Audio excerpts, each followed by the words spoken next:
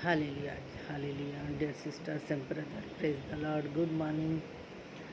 प्रभु का वचन आप लोग के पास पहुंच चुका है।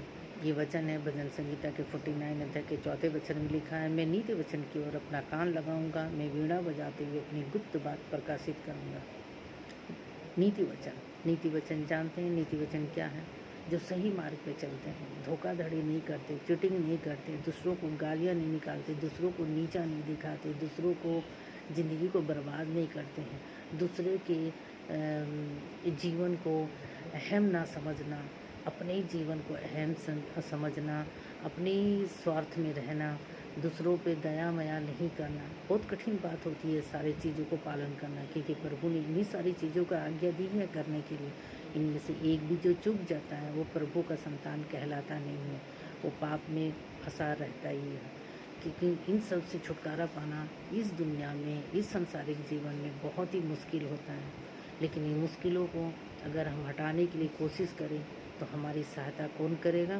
प्रभु करते हैं। अगर प्रभु के सहायता करने के लिए आप प्रभु के शरण में जाएंगे, प्रभु अगर आपको सहायता करे, प्रभु के वचन पे चलने के लिए आप प्रयत्न करेंगे तो आपको कोई भी चीज़ मुश्किल नहीं लगेगी। पहले थोड़ा कष्ट तो लगेगा, क्योंकि हम लोग का जीवन जो पाप भरा है, मनों में जो अवगुण भरा हुआ, तो उन सबको निकालना एक बार संभव तो होता नहीं है। उन सबको धीरे धीरे निकालना जरूरी है। तो इस वचन के अनुसार कहते हैं प्रभु, मैं नीति वचन की ओर अपने कान लगाऊंगा। जो भी इंसान नीति वचन की ओर कान लगाता है, प्रभु उनकी ओर अपनी दृष्टि जरूर रखता है। उनके मुंह से निकलने वाले हर एक कामों को, बातों को, कार्यों को, उनके सोचों को पूर्ण करते हैं। तो इसमें लिखा है, मैं वीणा बजाते हुए अपनी गुप्त बात प्रकाशित करना। वीणा बजाने का मतलब है प्रभु का गुणगान करना। जो प्रभु की महिमा करते हैं, प्रभु का गुणगान करते हैं, प्रभु के चरणों में अपने जीवन को समर्पित करते हैं, प्रभु क्या उसे छोड़ देते हैं? नहीं छोड़ते हैं।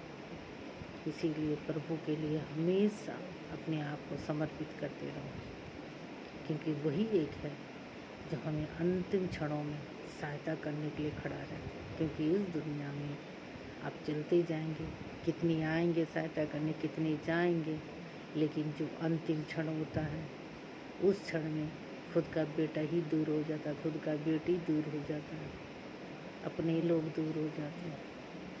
कौन सहायता करेगा उस क्षण में?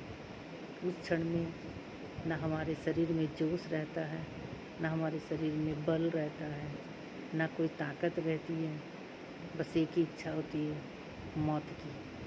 क्योंकि ना हम चल सकते, ना फिर सकते, कोई कार्य कर सकते। ऐसी अवस्था में किसको बुलाएंगे? क्योंकि उस अवस्था में एक प्रभु ही सहायता करता है। जो सच्चे मन से अपनी जवानी में प्रभु के साथ अपना मन लगाएगा तो बुढ़ापे में प्रभु भी अपना मन लगाएगा। ऐसे इंसानों के लिए जो इन बातों को समझता है, वो नीति वचन की ओर ध्यान लगाता है और प्रभु से कहता है, मैं नीति वचन की ओर ध्यान लगाऊंगा, कान लगाऊंगा। इसी में यही वचन लिखा गया। और वीणा बजाते हुए मैंने अपने आनंद को प्रकट करता है। कितने जन तो अपने आनंद कहाँ प्रकट करते? क्लबों में, किटी पार्टियों में। और कितने जन तो अपने अपने घर के द्वारी पर एक बना लेते मंडली। इस तरह अपने आनंद को दिखाते हैं, दर्शाते हैं। लेकिन जो सच्चा आनंद होता है, प्रभु के साथ जो बिताते हैं, उसके साथ जो अपने जीवन को एकसार कर लेते हैं, उनका अंतिम क्षण में भी दुख नहीं होता। क्योंकि हमने अपनी जवानी के दिन प्रभु के साथ आनंद जो बनाया, तो वो हमेशा साथ देंगे। इसीलिए आप लोग वचनों को ग्रहण करिए, यीशु प्रभु को ग्रहण करिए, क्योंकि यीशु प्रभु हमें छुड़ाने आए हैं, यीशु प्रभु हमें बचाने आए हैं इन पापों से।